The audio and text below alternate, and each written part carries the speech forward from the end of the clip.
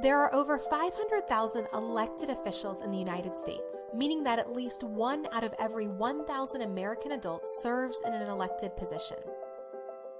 But despite the fact that there are more women than men in this country, only about 20 to 25% of all elected positions are held by women. It's not because we don't get elected as often. Is it that women are less likely to be encouraged by their parents, teachers, and community to run? Or maybe it's that we don't think we're qualified enough or prepared enough to run. But I think a big reason is that we just don't know what it's really like to run for elected office. And that is the point of this podcast. Elected, where I'll share with you week by week what it's like as a woman to run for elected office in the United States of America.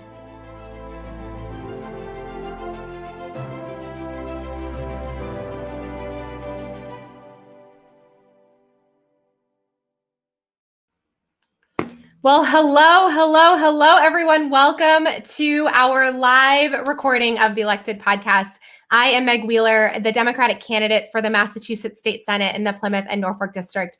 I am so excited to be here tonight because not only do I love recording this podcast, but this week I get to do it with my incredibly awesome team. So I'm going to bring them on in a second, get them introduced here, but we also have some amazing special guests as well. And I'm very excited to bring them on a little bit later. Before we do that, though, I do want to remind you that this entire month, for the last 29 days of this campaign, we have set a very ambitious goal to raise $400 every single day. This is what we need to get us through to the end so that we can be victorious on November 3rd. So if you're able to chip in even just $5, $10, $15, $20, everything helps us hit that goal. Head to megwheeler.com/2020 and chip in a few bucks today. So I'm going to start by bringing on our incredible team members. We've got some of them here with us tonight. So we're going to start with Sam, who is our awesome campaign manager. Sam, welcome to the show. Hello. Hello. Now, Sam is with me every week when we do this show. So this is old pro for her, but we are welcoming on the rest of our team here tonight. We don't know how this is going to go. This is a lot of voices in the room. So this will definitely be interesting. For everyone watching live, thank you so much for being here tonight. If you've got questions for us, put it in the chat. If you want to give us some shout outs, put it in the chat. We will happily take your love. So let's bring on our next team member. This is Suli. Suli is our deputy campaign manager and comms director. Suli, welcome to the show. Oh, Suli, you're muted. Hold on. We knew there was going to be tech problems. Sorry. I was saying, hey, everyone. Thanks for having me on. Excited to be here. Excited to talk campaign with everyone watching tonight. So I love it. We are happy to have you. All right. Next coming on is David. David is our incredible press secretary. David, welcome to the show. Hello there. Thanks for having me. I'm David, co-founder of a polling firm called Poll Progressive, and also press secretary for this wonderful campaign. We are very excited to have you. Okay, and the last person on our team that's here with us tonight is Kat. So Kat is our incredible digital media person. Kat, welcome to the show. Hello, thank you. I'm excited. Yeah, us too. And I do want to mention that we do have some team members here who aren't with us tonight. So our other David, who is our incredible treasurer, we have an incredible group of interns who are with us this campaign season, and our incredible team over at Blue Lab, which has helped us so much this year. So they are not with us. That would be a lot of people to fit on one screen. But welcome to the team members we have. Are y'all ready to do this? I think so. Define ready. Yeah, it's going to be great. It's going to be great, y'all. All right. So we have got some awesome questions tonight. I'm really excited for these. These are kind of free for all. So anyone can take these. Maybe we'll go down the line. We'll try to keep this orderly. I don't know. But the first question we got that folks want to know is, what is it like working on a political campaign? Who wants to take this first? I don't know who wants to go. Raise your hands. I'm just kidding. Who wants to go first? Sam, what do you got? Why don't you kick us off? The thing about working on a political campaign is it's chaotic on all all forms, especially in a year like this. I think we can all say that in the final stretch, it's stressful and it kind of takes up a lot. But I think, at least with this group and all the groups the campaigns that I've had the pleasure of working on, it's a lot of great people and it's genuinely like a family by the end of it. And it's really, really fun. As long as when you're in it and when you're enjoying it, it's the best thing. It's the best way to make friends with people like-minded and have similar interests. Did y'all hear that? We're family. She said we're family. Yeah, don't hold me to that in 25 days. Yeah, we're never going to hear from her again after November 3rd. But I love it. All right, who else? Who else wants to take this one? Yeah, I mean, I think there's a lot to work in the political campaign, right? But I think Sam touched on most of them. But really, just the hecticness, especially going into the last 30 days, even with a plan, even when you're on top of everything, there's so much coming at you in one go. It really feels like everything is going on, has to happen today, and then you still realize there's still 25, 28, 30, 40, and many more days to go. So it's a lot of that, and then a great result at the end. I love it. I love it. David, what do you got? What's it like working on a campaign for you?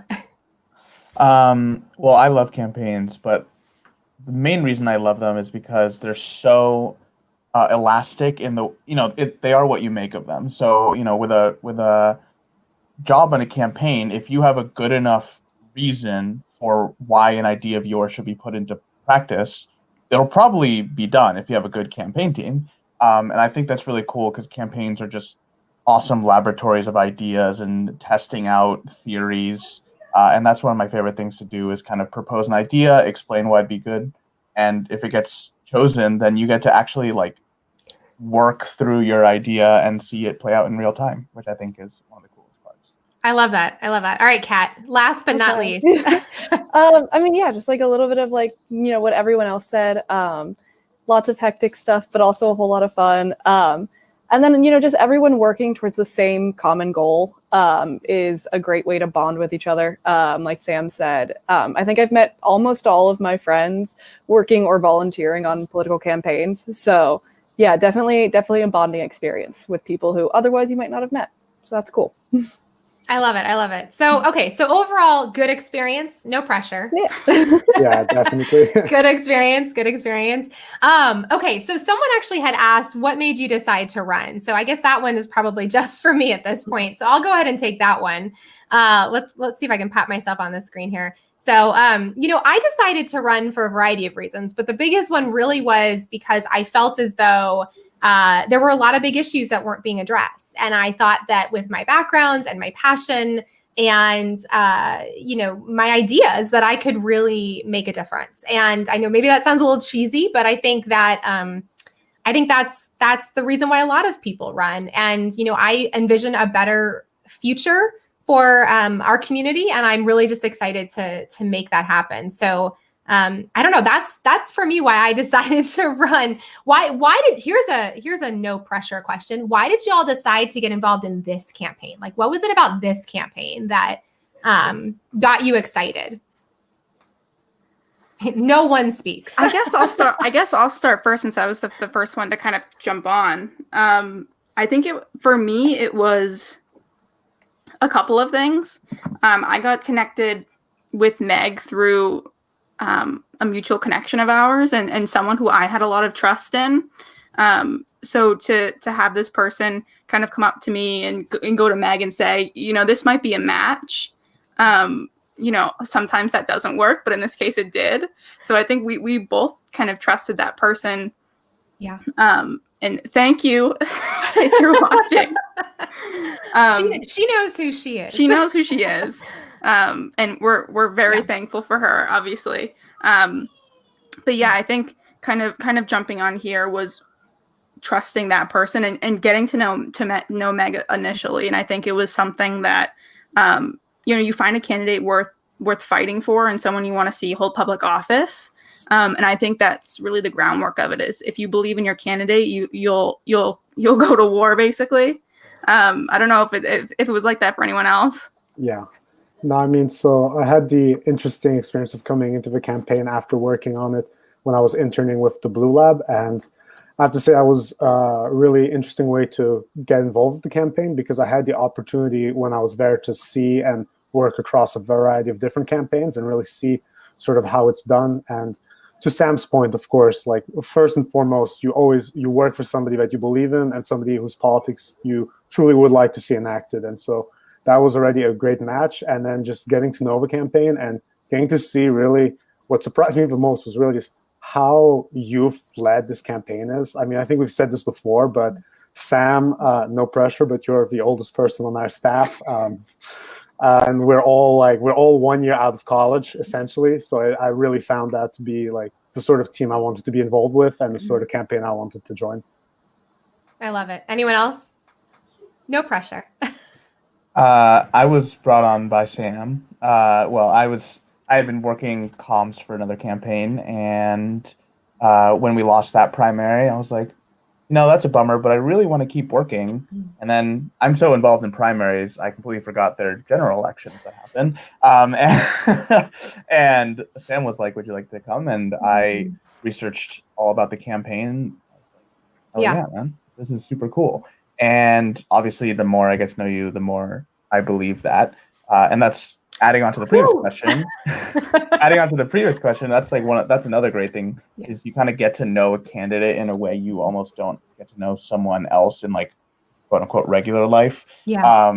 Because I was working comms for a different candidate, and she pointed out that candidate forums and debates are like a thing you never actually do if you're not in a campaign setting. Like an adult would never do that. So you get to see someone undergo a process that is quote unquote like not normal or not the typical experience. And so you really see a side of a person that is more personal, and it's really amazing. And I love it. I support it, obviously. I love it. All right, Kat, any final words before we bring on our first guest? Like Meg and I, we met when we were in Iowa, and I remember you vaguely talking about running. I was like, "Oh, that sounds kind of cool." And then I went and talked to somebody who's like, "Hey, do you know of anyone who's hiring? Like, I kind of need a job." And so, then they connected us. And so, now I'm here, and it's been a wonderful experience. And one of the main reasons actually I started focusing on like local campaigns is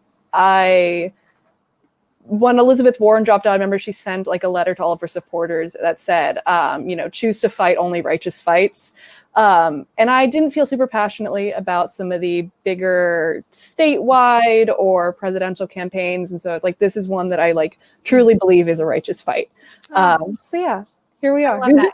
You had me at the Elizabeth Warren. Yeah. Can I just say about this campaign, we have 3 Emerson College Yes, we do. people on here versus our 2 Northeastern. So hey. Northeastern all the way. Come on. All right, friends. Well, we're going to bring on our first guest. I'm super excited. Let's see if we don't break the internet or technology. Adding a 6th person to our fold. Hello, welcome. Hi, can you hear me okay? We can hear you. All right, you are my friend. Why don't you go ahead and introduce yourself, and then we will get rolling. Yeah, hi, my name is Cal Walsh. I'm 16 years old. I live in Cambridge, and I work on campaigns in Massachusetts. All right, let me just say that you are the most incredible person I've ever met, because at 16, the work you have done, like she is downplaying what she's done. Like you basically were a core part of helping Senator Markey win the primary, right? Like let's own your victory. What I spent my quarantine and my summer doing was organizing for Senator Markey, organizing for other progressive candidates around the state. Yeah, I love it.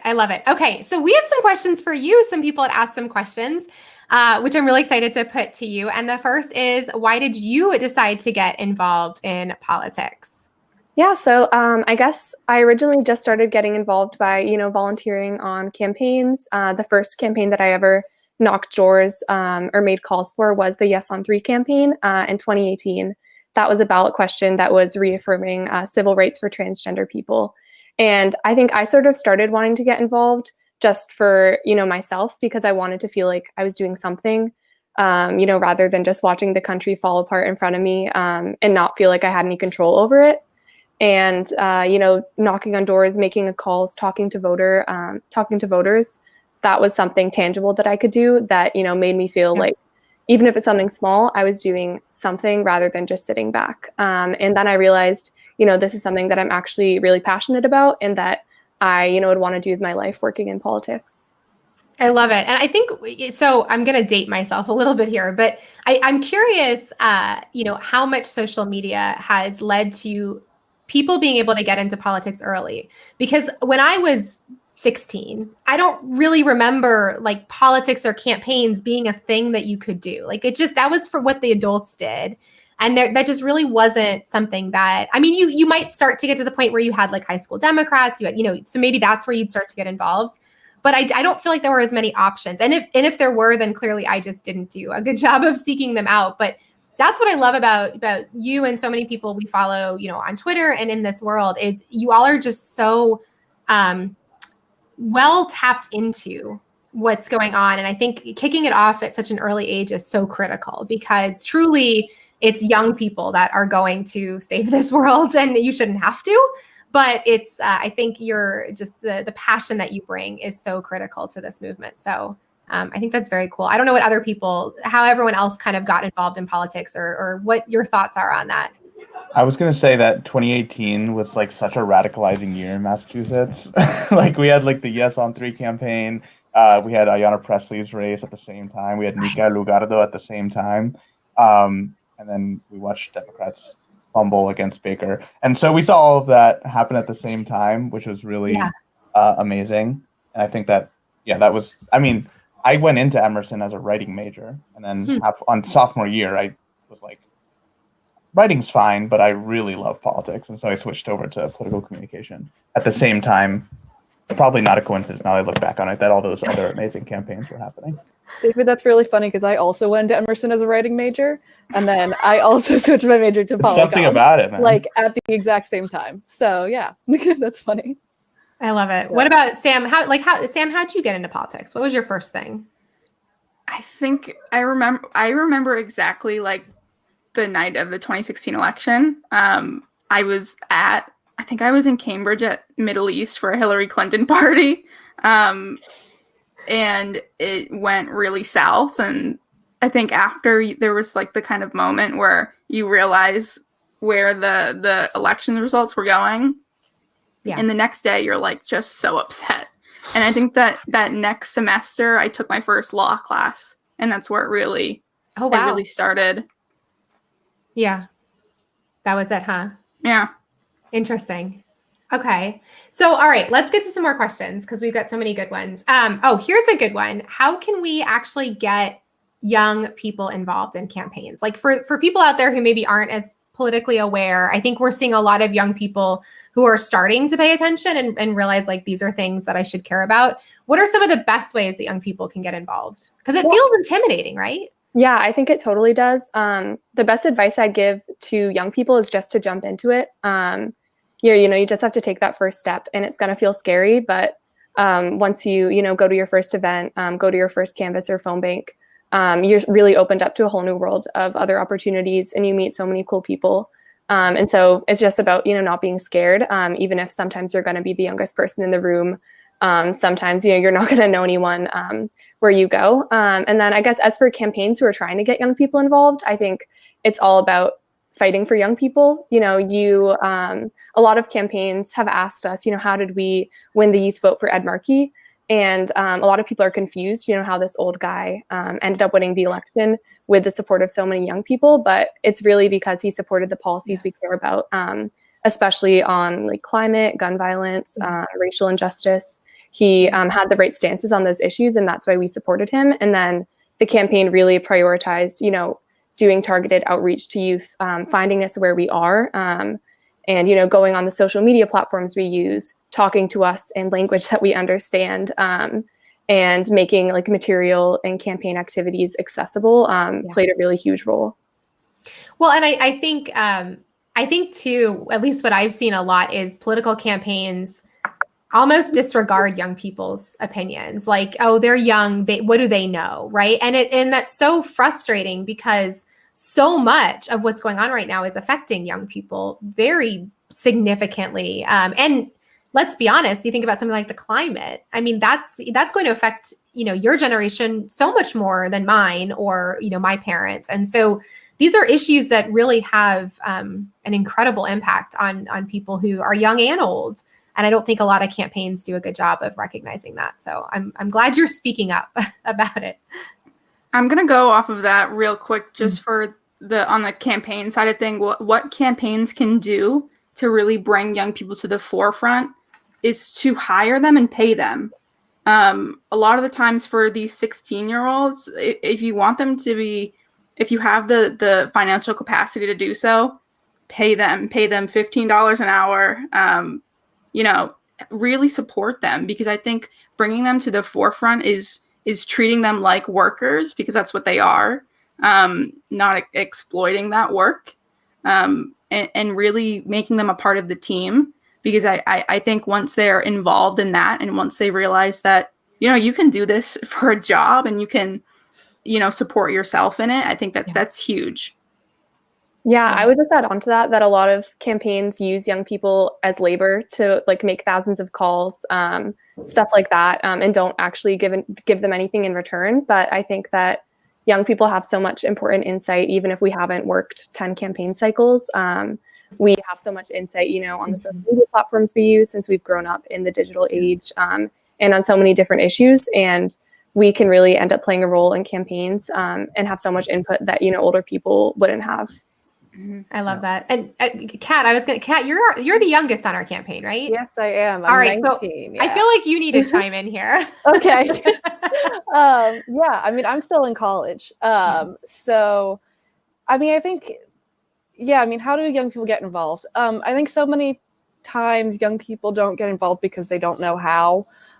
They don't know. I for instance started a March for Our Lives club with one of my friends at Emerson, because we noticed that there were people who wanted to get involved in activism and in the community of Boston and like actually work to help people, but they just didn't know how to start. So I think sort of going off what Kella said, campaigns need to provide a way for young people to get involved, and they need to make that accessible to them. Yeah. I love it. All right, we're going to take a question we've got a bunch of questions here in the comments, but I want to go ahead and pop this one up because I think this is a good one and I don't think this is just for young folks, but certainly I understand this too, which is, what advice would you have for young folks who are shy to network with other people? This can be kind of tough. The phone banking feels scary going into these social situations. How can someone who's maybe a little bit shyer get involved? Well, I guess kind of, and also building off of the last point of how campaigns can really get younger people involved is meeting them where they are. And a lot of that is being active on social media and having a strong social media presence. And so to that end, we actually have an intern and then other people who've gotten involved with the campaign who have just reached out to us via Twitter DMs with somebody to me, to the campaign in general. So just reaching out via electronic means, if you're shy, I would say is a very good first step, especially it allows you to get in touch with the campaign and also get involved within your own comfort after that. Yeah, I love that. I think another thing campaigns can do is that having young people reach out to other young people is really important. One of my favorite things just in the past year, I've been involved in so many campaigns, is empowering other young people, bringing other people who, never pictured themselves being able to make calls before, and then bringing them into leadership positions and empowering them to take on bigger roles. And I think showing another young person that this is something we can do and this is something we can be involved with is really effective, instead of having like an adult reach out to a young person. Yeah, I think that makes a lot of sense. Certainly feeling like someone like you is doing the work makes it feel much more approachable. Okay, so I've got one more question that I wanted to pose to you. Let me pull this up here, which is, what issues do you think are most important for young people right now? Whether it's things that young people are already focused on, or it's things that the rest of us should be focused on because they're really affecting young people. Like, what should we be paying attention to? I mean, there's so many, but I do think most of the issues that young people care about are really big and systemic. And the climate crisis, for example, I think that's probably what most young people would say, because it's literally the planet that we're going to have to live on when we're older. But I do think that is just a symptom of the bigger problem of, the American economy, American society, and just, the economic inequality, the racial inequality, the gender inequality. Those are all shown in the climate crisis. And so I think that what young people are asking for is not just, promises or performativeness. We're asking for, bold solutions that really tackle issues at the core. And so that's why, young people supported Elizabeth Warren and Bernie Sanders. That's why young people supported Ed Markey. And the thing is that we're not just going to, elect these people. We're also going to hold them accountable to, pass the Green New Deal, pass Medicare for all, and keep fighting so that we have a planet to live on and that we have, jobs, houses, a working country. I love it. All right. So I'm going to ask this question to everyone. Whoever wants to chime in can. Going along those lines, and this is obviously something we talk about on this campaign a lot, that there are these big systemic issues. How do you think we can, sometimes it feels really hard, right? It feels like there's so much work to do. And I think a lot of folks who are elected, especially who have been in office for a very long time, aren't always maybe open to this idea that we actually need big systemic changes.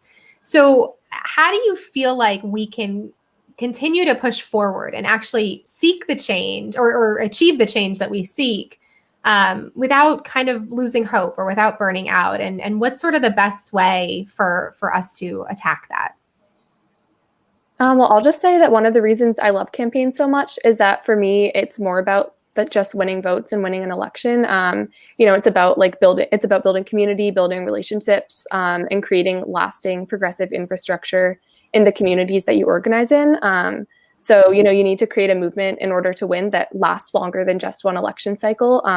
So that even means that your campaign doesn't necessarily have to win to make an impact. And I think that, electoralism is not the only way to make change, and really candidates who ally themselves with also activist movements who participate in protest, that's also so important. So I think looking beyond just election day and really the bigger picture and building those progressive coalitions.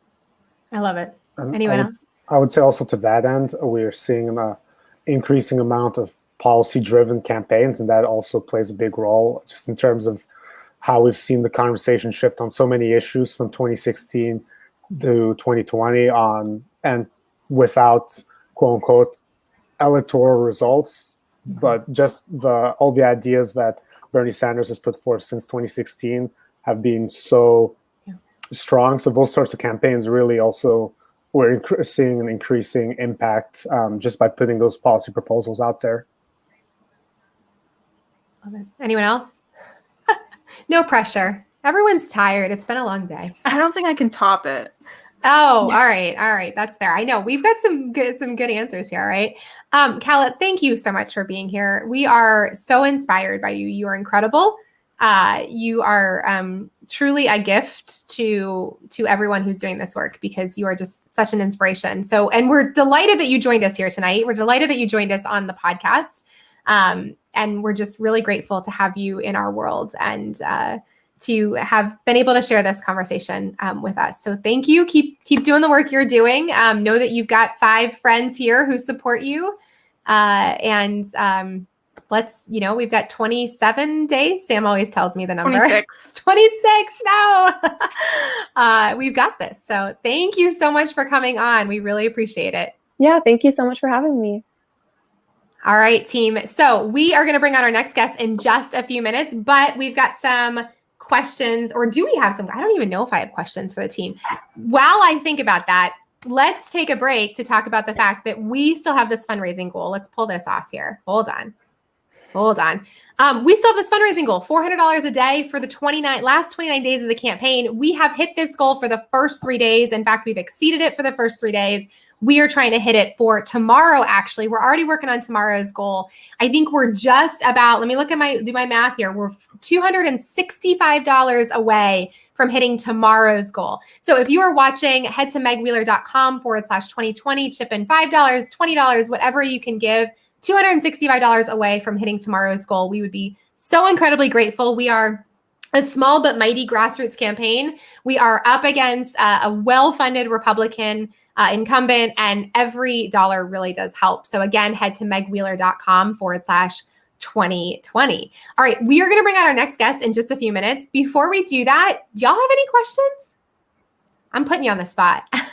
What do you got? Come on. What do you want to talk about? What do you look forward to most? You mean after? After the election. In 2021. Oh, in 2021. No, Well, after the election, it was. I was going to say in 2021, I look forward to being the state senator Yes. and passing universal childcare and passing police reform. Hopefully that passes now, but even if it does, we still have more work to do. And passing, the Green New Deal. I got a lot of plans for 2021. But November 4th, I look forward to sleep. And I look forward to not having to check the Slack channel. Yeah. Win or lose, November 4th, I think it's more like November 6th you can sleep. Yeah. We're gonna sleep on the At 4th, least. and then we'll come back on the 5th. We've planned campaign team activities. What activities have we planned? That's Well, we all surprised. have to go get massages. Oh my, that feels very intimate. Okay, well maybe not. Well, okay, what else It's a would you rather do? pandemic, Sam. Separate I don't think rooms. it's good. We need something relaxing. Uh, We should all face mask over Zoom. that would be cute. Poor David and Sully's like, oh wow. Yes, really, no, I'm not doing They're that. both making faces. We will have to do something. It certainly has changed this year, hasn't it? I mean, I think, I don't know about you, Sam, but when we first started, I pictured how we were going to have a big election night party, and I did think about we'll do a team thing afterwards, and this has certainly been it's been a tough year. I mean, I don't know. How's everybody feeling about this year? How's everyone doing? We're in month 10 of the year. How's everyone doing? It a feels big like question. month 19 of the year. Yeah. It's been a long year. It's Yeah. wild. It's slow and it's fast. Yeah. September did Yeah. not happen. It basically went August to October, pretty much. But Yep. but now every day in October seems really long. Well, and that So- makes me especially sad because my birthday is in September, and I love taking my entire birthday month. I take the whole month, and Oh, this year didn't feel like I got any of it. So Yeah, you got maybe an hour. I literally got an hour.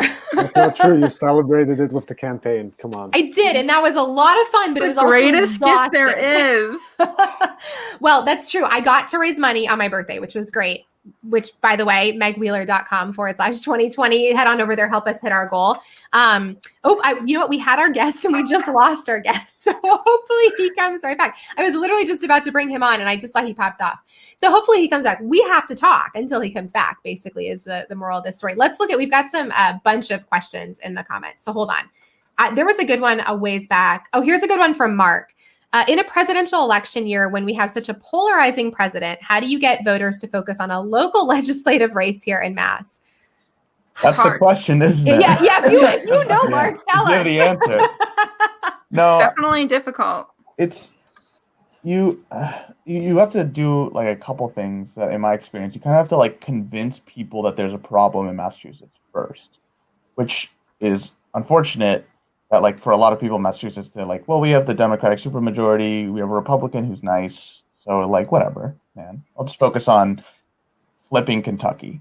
And it's well, we should focus on other states too, but have you realized that we haven't passed comprehensive protection for undocumented people in the entirety of Trump's presidency? And it's oh no, I didn't know that. So you have to do the whole education part, and then you basically have to tell them there's a problem. Then you have to tell them that the legislative solution is at the local level.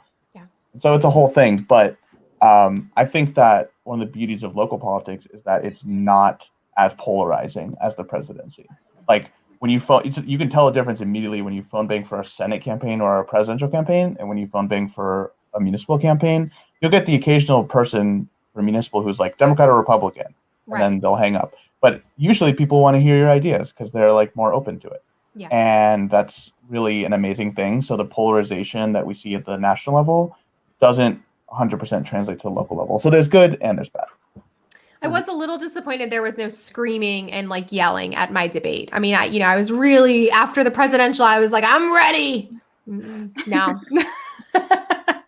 But I would say also part of that is meeting voters where they are, and I think that's another big question all campaigns have had to try and figure out this year with the coronavirus crisis we're currently in. So I mean, under traditional campaigning, that's why you would spend so much of a local campaign really focusing on your canvassing, on your local events, to really trying to get the word out. And so we've really had to try and focus and shift that to a digital approach to doing that same thing. So it's been very interesting, and yeah, definitely something we're still trying to figure out. TBD. TBD. Well, I will say this. I am so proud of this team. I mean, it's been a hard year. Here, I'm going to take this off so we can actually see Kat and Sam's faces. This is a moment. I want to see your face. It's been a hard year. And when Sam and I first started, I never envisioned we would have this team. Like, I didn't know that we would have this many people. I didn't know we would have this much power and strength. And this is cool. Like, y'all, like, I decided to do this crazy thing and y'all decided to come with me. So, like, that's cool. Like, I think back to what Calla was saying about, it's more than just the campaign. It's more than just the one race and winning it. Like, I feel like we all believe in what we're fighting for. I know we all believe in what we're fighting for. And it's just so cool to be a part of that. When I left corporate, that was one of the things that I really struggled with, was the fact that I worked with a lot of people who weren't as passionate about these things as I was. And it's not that I necessarily wanted to work in politics, but I just wanted to feel like I was working with people who are fighting for the same things. And so this is very cool. And I'm just very proud of this team. So on that, I was about to say on that note, and our guest disappeared again. Literally when I'm right about to wrap up, I think his internet might be a bit of a challenge. So as soon as he pops back on, I'm going to bring him back on so that worst case, we get him for at least a few minutes. Oh, wait, here he is. Hold on. We're bringing you on, my friend. Hold on. We're bringing you on. There he is. Yay. I'm so sorry. I literally, my phone literally, like, I don't know, dropped and then, like, it disconnected. So I was like, oh, okay, that's cool. Like, I'm supposed to be on and I'm 1 minute late. So that's great. No, you are great. Hey, we're a fun, easygoing group. So welcome. We're so excited to have you. I'm going to put you full screen so that you can tell everybody who you are, all of your amazingness. We want to hear your story. Give it to us. Okay. Hi, everyone. My name is Ashawn Dabney Small, and I am a candidate for Boston City Council in District 3. I'm the youngest candidate, and, my story is really just simple. I'm running to finally be the voice of Dorchester and our people, and finally be able to give back to my community in the way that I've been embraced by them. So in any way that I can do that. And I'm just glad that, Meg, you have allowed me to come on here and invited me. And so I'm just grateful to be here and happy to be a part of this revolution. So thank you. I love it. Oh my gosh. Thank you for being here. We are so excited. We've been talking all week about how excited we are about having you and Calla both on here, because you both are so incredibly inspirational. And when I met you and heard your story and learned that you were running for city council and you are the youngest person to run, I mean, that is a real, like, y'all, I'm 36. Like, it took me this long to get the guts to do this. Okay. So I think that is so cool that you are doing it. And I think, you even said it, it's, you see a need in your community and your instinct is to step up and to run so that you can better your community. And I think that really is a testament to your character and your passion for your community. And that's why we're just so excited to know you. So thank you for being here with us. Thank you so much. I appreciate the belief and faith in me. Nika, I want to say Representative Aguardo, I may be butchering her name. So Nika, I'm so sorry.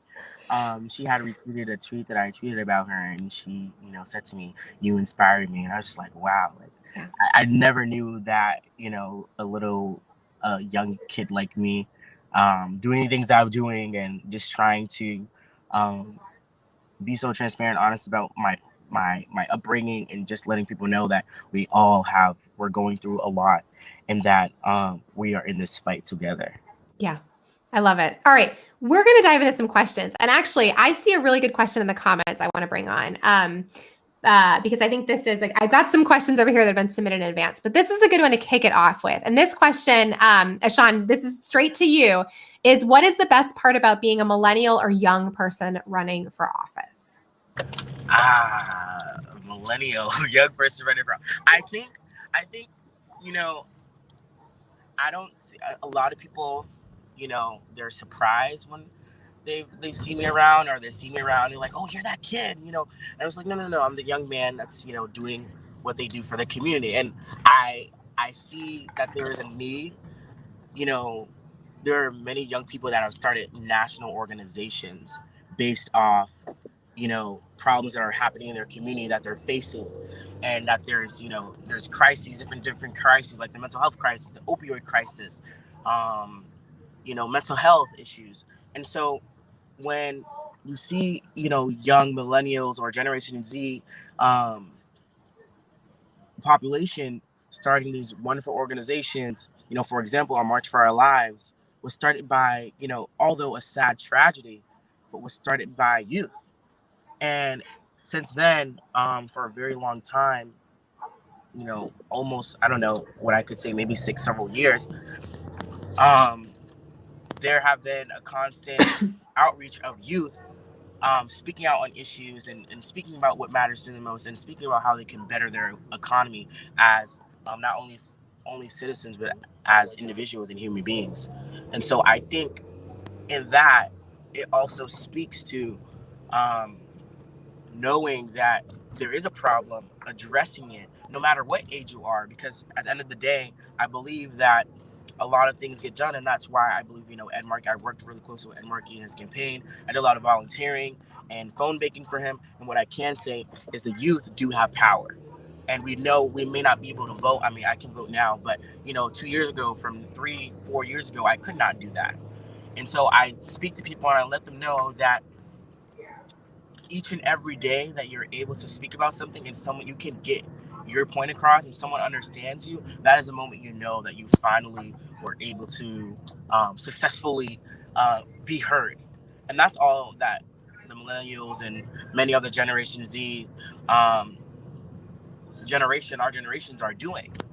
And so we recognize that, and I think the only thing that many elected officials have to realize is that we do have power, and we are important, and we do matter, because whatever happens now is going to affect us in our generation and our children down the line. And I think that we should have an opportunity and a stake and our own voice at the table. And that's what we need to do every single day. I love it. I love it. Yes. We were talking about, before you came on with Caleb, so much about how youth really do have power, and youth are so important in campaigns, in policy conversations. It's so critical. So I love that you said that.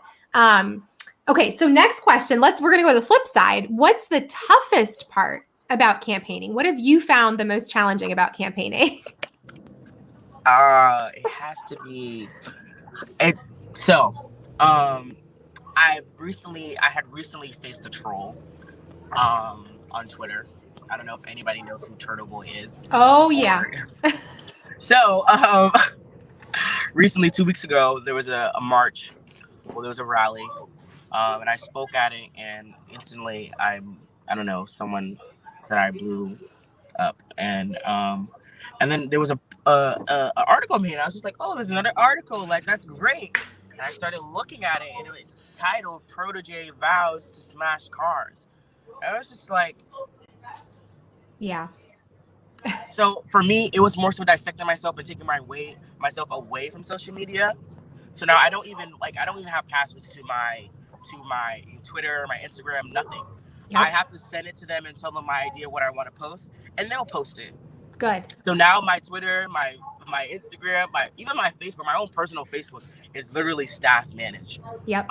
Because me, I don't like negativity. I don't like the false spread of information, because again, I'm a person, I come a receipts every time, and because of that, due to what has happened, his page was removed on Twitter. And so I think, just going aside that, it's just like, that's not the worst part, but it's also a concerning part, because you get the people that understand that there's going to be some change, and they're scared. And, this person doesn't even live in Boston, and I don't have to really entertain it. I don't have to, address it, which I didn't do. But it's like letting people know at a young age, people are going to try to test your patience. People are going to try to talk down on you and make you feel as though that you're 18. Like, what the heck do you know about, policy? But it's like, I know more than you. You know what I'm saying? It's like, what do you know? Yeah.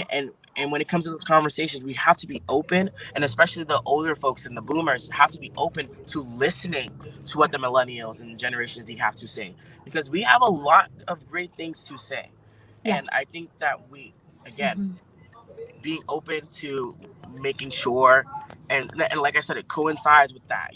That is a problem in a lot of campaigns, and it's been a problem. A lot of people have, faced a lot of, have gotten DMs, and sometimes that's why people don't have their DMs open, because they don't want to see that side of the spectrum of people hating on you and hating on Yeah. the fact that you speak out against injustice. Yeah. And hate and hatred that forms, across the board. And so I always speak to people and I let them know, like, you can't just sit around and do nothing. You have to speak out. And whether it's gonna affect that, I think that's a little tough part. But also, what is a real tough part, which I can say, which I've been having a little issue with, is fundraising, because of this issue and this COVID-19 going on. Oh, A yeah. lot of people are like, Mhm. like, my pocket's not right, and I'm just like, I understand it, and Mhm. I feel it. And so that too also coincides. Social media and fundraising is the most toughest part about a campaign, because you have to, like, Yeah. really get down nitty gritty and, like, beg, like, can you give me $5? Can you give me $10? Mhm. And so it's literally, you're at the mercy of them. And so I Yeah. think that green. I think that it just really just coincides with just speaking on, being honest, open, and then also Yeah. being aware that there's gonna be people. That is fine. It's just Yeah. that you have to take yourself out of it and be aware that every single day is a challenge. Every single day you're learning, and so that's what I've been learning. I As love it. being a candidate, and knowing what is tough, and because Yeah. I didn't know that funny. I thought it was gonna be easy, and I'm just like, wow, like, this is really hard. No, So it's hard. And we're gonna drop yeah, the it's link to just, Ashan's. it's a Oh, lot of we're gonna focus. yeah, we're gonna drop the link to Ashan's website in the chat after this. So please donate to this incredible candidate as well, not just our campaign. I'm looking at the team here. I feel like social media is tough for us. Fundraising, we definitely agree on that. But what do y'all think? What's the toughest part about campaigning? I mean, press secretary wise, it's hard to, I mean, especially in Massachusetts. And this is definitely not the toughest, but a tough part is dealing with a media environment where local media is dying, and having important issues covered in a way that's substantive. And like, campaigning is tough already. Fundraising, dealing with people who like don't like your ideas, and having to speak to people and throw yourself out there. But it's made exponentially more difficult when when you're trying to get more people aware of your ideas, and local media is just like a husk of its former self. In the last campaign I was on, I have this vivid memory of emailing every single contact in one of the patches for one of the towns in our district. Every single one came back like, this is no longer in service. This is no longer in Yeah. service. And that's just a constant, like, that's especially prevalent here in Massachusetts. Getting media coverage is difficult, not really because journalists aren't interested, but because they don't have the bandwidth, they don't have the money, or they're just not around for it. Yeah. Yeah. That's a really difficult part. No, I agree. What else? What else has been tough about campaigning for the team? I guess, like, if we're talking social media wise, we don't get a whole lot of hate comments, but we get them here and there.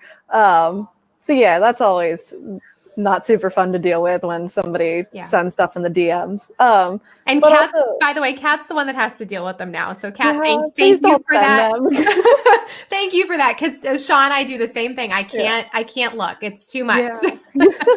So just like going through and deleting those every now and then. But then also, because each social media platform has a very different kind of segment of people who are on them and who are looking there. So just, having to change messaging here and there to make it fit each social media platform. You can't just make one post for, one account or for all of the accounts necessarily. So that's always, it's kind of more fun to figure out, honestly. What, Suli? I know you're going to say fundraising.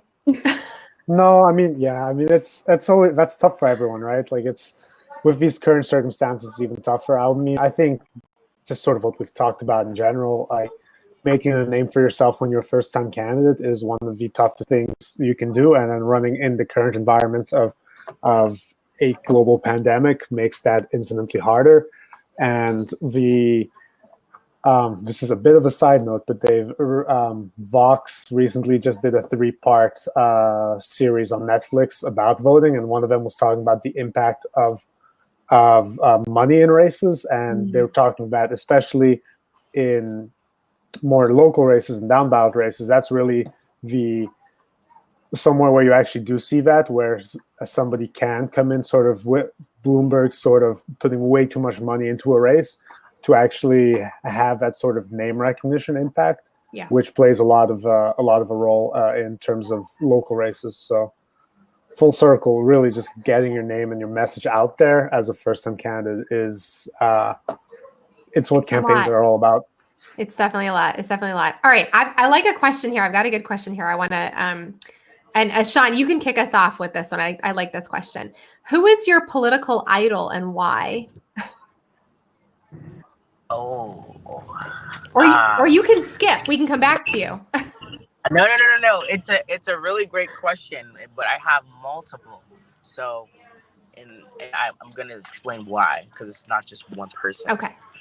So first off, it's gonna have to be my GOAT, Ayanna Pressley. Second is gonna be Andrea Campbell, Michelle Wu. Many of I don't know. I can say emphatically a lot of the women electeds I've grown to admire, including yourself, Meg, just because of the passion of knowing that, you know, the women that are representing these districts, they're either mothers, you know, caregivers, just downright hardworking women who've, you know, who fought tooth and nail to represent people that, of course, have embraced them and taking and just speaking into it. You know, I think personally there should be more women in office. That is just my spiel. People may not believe in it. People may not agree with it. We but agree. We can agree to disagree. Thank you. And I think it's just a passion. I just see it. With working for, you know, women to be able to have the right to have that parental guidance of being able to be prepared for parenthood and not be forced into not necessarily just like taking care of someone, because you don't want to bring a child into a world where they're not going to be taken care of, they're not going to be fully provided for, because that ends into, again, displacement, foster care. And so I think a lot of the mothers, they understand, a lot of the women understand it. And let me just be honest, women have built this country. Let me just be quite honest and fair. You know, we would not be alive. I would not be alive without my mother giving birth to me, or whomever the person was giving birth to that person. Or oh, we lost him. No. He was such a good speech too. Yeah, he was going on a really good turn. Poor Sean. All right, hopefully he comes back. Oh wait, there he is. Hopefully we got him back. Maybe. Hold on. This is the fun of doing a live podcast recording. I don't see it. We'll give him a second because I don't see his video yet. So, who wants to go next with their political idol? All right. Okay. Ooh, I guess I will. Mine's no secret. I feel like if you look at my Twitter account, or if you've known me at all, I mean, everyone kind of knows it's Elizabeth Warren. I've gotten to work for her in her office pretty early into my political interests. So to be able to work with elected officials, I think is a really good way to like shape their experience and shape their point of view, especially like moving into like the next step of their political careers. I think is really helpful, and I think she's just has a great platform and says great things and stands for great policies. I love it. All right, So, Sean, yeah, we I'd got say you back. Elizabeth You were in the Warren. middle of such a beautiful speech. Yeah, I'm so sorry. I don't know, my phone literally cut it off. But he is literally living like he's showing us what campaign life is like right now. Yeah, This is it literally cut off, and I was like, oh my gosh, give me back on. You're good. You're good. Like I was saying, there's many women like that, have like, I wouldn't be, like I said, I would not be alive without a woman giving birth to me. And that person chose to give birth to me and have me brought into this world because they felt the need that, although I've been through a lot and things have not gone the way perfectly, life has, people always think life is so grand, but no, people have issues, people go through those things. But I think a lot of the women electeds understand that there is a struggle. There's always going to be a struggle. Yeah. And that there is an importance of identifying all the issues that matter to their decision. And I think, quite frankly, although there's some women electeds that, quite frankly, should not be in office. No. Wait, that was probably good he cut out, because if he was going to start naming names. No, I'm just kidding. All right, who else wants to go with their political idol? Anyone? Come on. I've got a couple. I mean, I love Ayanna Pressley.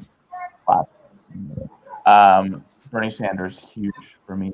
Really got me involved in 2016 in politics. Definitely informed a lot of my worldview. Yeah, I'd say those are two of the biggest ones. And then there's some like super hyper local people, like DC council members who I really love, and people in Virginia. But it's like it's cool to have a lot of idols in politics because they can all teach you different things. Like Bernie taught me a lot about like grassroots organizing and like progressive policy in general, like Medicare for all. But then like this council member in DC taught me like the importance of constituent service and how important it is to take care of potholes. Like that's a stereotype, but it actually literally matters. Yeah. And so that, it's just really cool to have a constellation of political idols because they all teach you something new. I love it. All right, Kat, political idol, go. Okay. Yeah, I mean, mine's probably going to be the same as Sam, Elizabeth Warren. I also worked at her office. And yeah, she's been a big inspiration for me just getting involved in politics. Yeah, I love Elizabeth Warren. And then, well, the event that got me really involved in politics and like made me switch my major was the Kavanaugh hearings, and there was a big rally at the Boston City Hall as those rallies were going on, and that was the first time I had ever like met and heard Ayanna Pressley speak. And AOC was also there as well. And so the two of them, when I heard them speak, that was kind of okay, I also have to do this. I have to get involved. So yeah, the two of them as well. I can't believe I forgot to say AOC. She's like top. Oh yeah. Like, literally, I can't believe I blanked. I have this AOC poster lying right next to me. She's definitely one of my idols. She's on the list. All right, Suli, who else? You can't say Elizabeth Warren, AOC, or Ayanna Pressley. We've already covered them. Who else? You can absolutely say Elizabeth Warren if you want to. Yeah, I don't know. It's tough, right? It's tough. I mean, yeah, especially since I came into politics much more from a different angle than the rest of you on this call. But I mean, I would say locally, definitely Ayanna. I think Ayanna is one of the most incredible politicians I've met, and I really hope to see her really going on and do great things. Me personally, probably Ilhan Omar. Honestly, I found out about Ilhan Omar, like a lot of people, probably when she went on the Daily Show before she ran for office. And from that moment on, I was like, I hope she runs for office. I hope we get to see more of her, and we've been able to so far. So that's and then Elizabeth Warren. How can I not? Come on, I worked on this campaign politically. I'm there. I know it was one of the best political presidential campaigns to watch unfold in the last couple of years, and really being able to be in Massachusetts and watch that from a much closer angle than other presidential campaigns, I really found it to be very inspiring campaign. I love it. All right, we've got Ashan back. Ashan, we are going to give you the final word and then let you hop off because you got a lot going on. You're in transit, and we are just so grateful to have had you here for this conversation. So, what do you want to tell everybody? What's your final word? Where can people find you? How can they support you in your campaign? Yes, thank you. I'm so sorry about that. I don't know what's going on my phone. Like, I don't know why it's doing this and hopping on and off. But again, it was a pleasure, as always. And I can't wait to get the RBG pin so I can wear it. But yeah. Oh, we lost him. Hold on.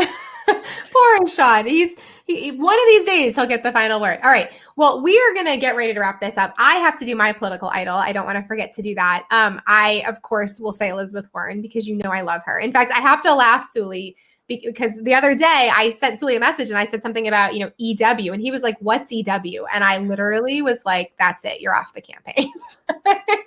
You don't know who the queen is. We love her. You said endorsement, and we have, you know how many endorsement organizations there are that have 2 or 3 letter abbreviations that I know now? Well, we love you. We love you, Senator Warren. We absolutely love you. Every person on this campaign loves you. I would also add for political idols, this is a newer one for me, but Kamala. I don't necessarily agree with her on everything. I definitely would push her on some things in a different direction. But any woman, and I would have said the same thing about Hillary Clinton or, Geraldine Ferrara. I mean, any woman who puts herself in that big of a spotlight. I mean, let's face it, women at every level are treated differently, but at that level, the scrutiny, I mean, the comments, don't read the comments, but if you read the comments, so I give her a lot of credit for being able to maintain who she is and just speak very eloquently and fight for what she believes in. And I think that I know what that feels like on a tiny, tiny, tiny scale. I can't even imagine. Like, Sam has seen me when I've fallen apart because of things people say or whatever. And I give her a lot of credit. So, all right, we are going to wrap this up because, believe it or not, we've been talking for over an hour. Y'all are awesome. I'm very excited for those watching live. If you have any final parting words, any final questions for us, feel free to drop them in the chat. But we're going to wrap this up with rapid fire questions because I had to do rapid fire questions at my debate last week, and that was actually kind of fun. I was terrified because I thought they were going to be really hard questions, and they ended up being a lot of fun. So we're going to go ahead and do that. And my team has not seen these questions in advance, so they have no clue what's coming. These are super secret, but no, it's going to be okay, Sam. Don't stress. Sam gets very stressed about these things. All right, I get anxious. You know this. Here's what we're going to do: rapid fire. So I'm going to ask the question. We will go in the order that I can see you, so that you're on the screen. So David, Suli, Sam, Kat, and we're just going to go. Okay, is everybody ready? Okay. Okay. Favorite campaign activity? Polling? Not fundraising. No, that's not the answer, Suli. Okay. Endorsements, endorsement reach out. Lunch breaks on the trail. That's because I treat and I'm a foodie. Yeah, that's a good one. That's a good answer. All right, Kat, what do you got? Does it have to be this campaign specifically? Any campaign. Okay. I really like canvassing, so I'm really sad that we can't do that. I get that. And I'll play too. I would say favorite campaign activity. I actually like sign holding and being out there with people. Not because I like holding the signs, but that's one of our only things we've been able to do this year where we're out with people. So, all right. Least favorite campaign activity. Wait, we'll go in a different order. We're going to start with Kat because David's having water. Oh God, I don't know. Dealing with mean people who send mean DMs, or when I'm phone banking, say mean things. Yeah, I feel that. Yeah. All right, Sam, what do you got? I think I know. I'm gonna say I'll I'll like throw it back and say like call time. Yeah. That's probably Suli's answer. Yeah, I hate call time. Call time. David, what do you got? Least favorite. Fundraising. Fundraising. Yeah. That was an easy If one. only Okay. we could get money out of politics, huh? Yeah, exactly, right? All right. 3 more rapid fire and then we're done, team. And I've decided I'm throwing out the rules and I'm choosing the order y'all are going in because it's not fair that somebody suffers every time. Best way to de-stress from campaigning. Suli, you're first. End of day nap. All right, Sam. I hang out with my dogs. David. Playing video games. Kat. I knit a lot. I like that. Yeah. Mine is binge watching TV, which is horrible. I'm currently rewatching the entire season of Suits, or entire series of Suits. Okay.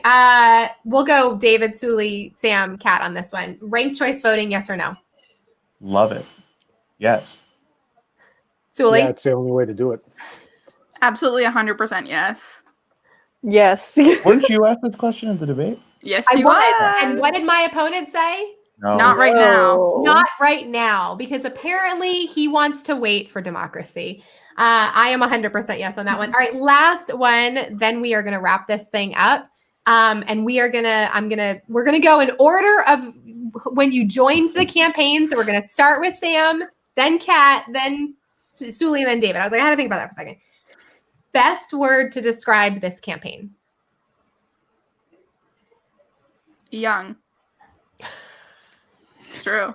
I'll take that. I don't think that's about me, but I'll take it. I mean, have you seen the Senate recently?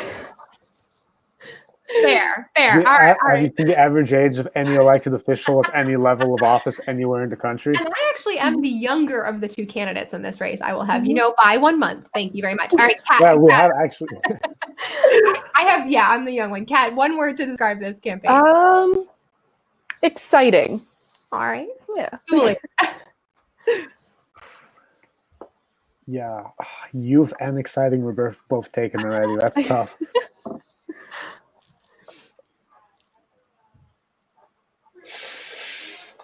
We would not do well with hectic. Family Feud. Hectic. I would go with grassroots, but I'm really bummed that we didn't go young, scrappy, and hungry. But it's in the chat, but whatever. Yes, grassroots, I would say. We are definitely young, scrappy, and hungry. I'm gonna go with. I have 2. I can't decide. I'm gonna go with meaningful and impactful because I think the conversations we've had on this campaign and in our communities are really important. So, all right, friends, thank you to Cal Walsh for being on here as one of our special guests. Thank you to Ashan for being on here as well. We've dropped the link to his campaign in the comments, so please donate to him as well as to our campaign. Don't forget, we are still trying to fundraise. We are about $200 away from our goal for the night. So if you can help us get there, chip in $20, megwheeler.com/2020. And thank you to my team that are here. Thank you to my entire team, including our treasurer, David, and our interns who couldn't be here tonight. But also thank you to my team that was here, to Sam and to Kat and to David and to Suli. You all are amazing. I love you all. I'm very excited that we were able to do this live recording. Go get some sleep. We've got 26 days. Let's do this thing. All right. Good night, everyone. Good night, everyone. Good night. Bye.